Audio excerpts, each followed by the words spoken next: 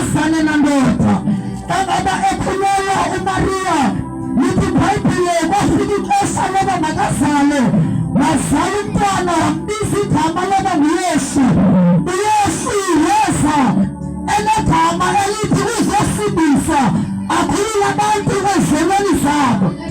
Wazala uYesu waphila, waphila waqhubeleka. Lithi iBhayibheli kwafika ixesha loba uYesu asindise enze imimangaliso, ephilisa abagulayo, evisa abafileyo. Lithi iBhayibheli kwafika ixesha loba uYesu makangcatha uJudasi. Uma ngabe engcatha uYesu wahanjiswa kwinkundla zamatyala. Uma ngabe ehanjiswa kwinkundla zamatyala, bekunestatement esisodwa esithi uYesu uzile ukuze aphilile abantu ezonweni zabo. Hallelujah. Hallelujah. Lithi iBhayibheli wabona uYesu ehamba kwinkundla zamatyala, wathatha uYesu wabethela emnqamlezweni, waqhonya emthini wehlazo. Kangabe ekhona uYesu, lithi iBhayibheli wathetha amazwi wathi ligqityiwe. Kangabe sithi ligqityiwe, wathi lihlawule ityala. Ngamanye amagama into ebiyizele emhlabeni seligqityiwe, wahlawulwa ephakweni. Lithi iBhayibheli wafa uYesu, wayesethatha ngcwatyo apho sisinda khona.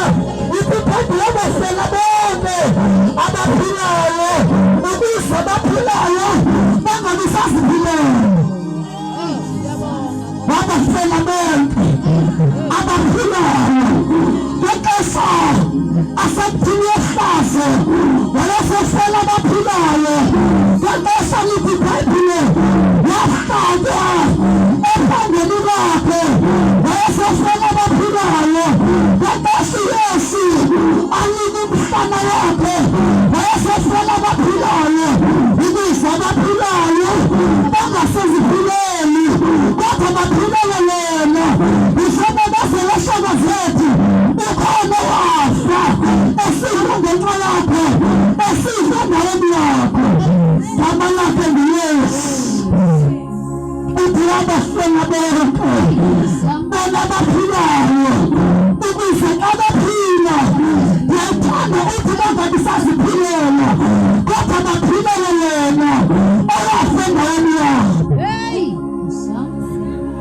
Yabona njengoba uphila, ukhona wafa esifa endaweni yakho. Ukhona